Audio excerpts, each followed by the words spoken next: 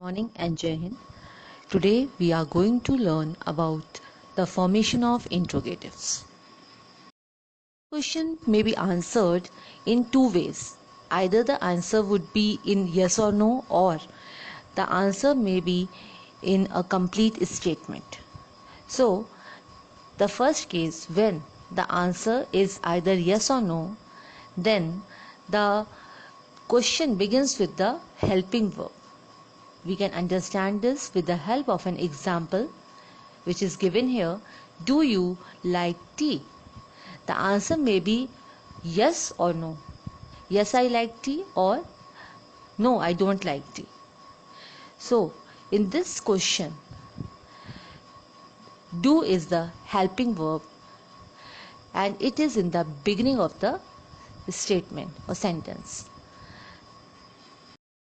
In the second case, when the answer is in the form of a statement, that means the answer can't be in either yes or no. We have to give a complete statement with the full meaning. In that type of question, the question always starts with a question word. It may be what, how, when, why, where, whom. So we can understand this with the help of the example. What kind of tea do you like? Just in the previous example, we have seen that we can answer the question by saying yes or no. But in this question, we can't say yes or no. We have to give the kind of tea. We have to name the kind of tea which a person likes. So, you have to give the complete statement with a full meaning. Let's see how to convert an assertive sentence into an interrogative. I have taken an example here. She has left. This is an assertive sentence. So, to convert this sentence into an interrogative sentence, we have to bring the helping verb before the subject. See how it is done here. Has been placed before the she. She is a subject and the statement now becomes an interrogative. Has she left? Let us learn about question tags.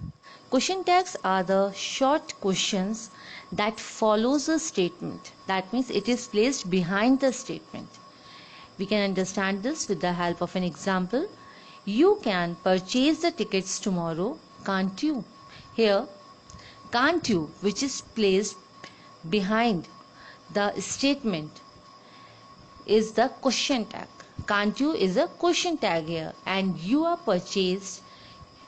can purchase the tickets tomorrow is the statement over here.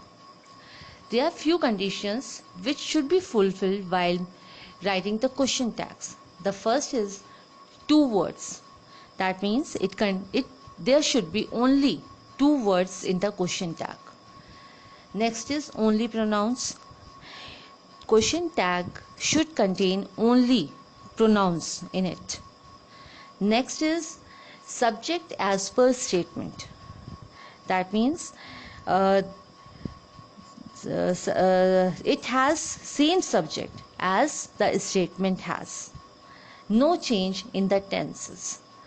That means there should be no change in the tense of a question tag. That means the tense of the question tag should be according to the statement only. Use abbreviated forms of the negatives here. And the last one is negative tags for positive statement and vice versa. That means if the statement is positive, then question tag should be negative, and if a statement is negative, then question tag should be positive. With this, I am going to end my video. Thank you.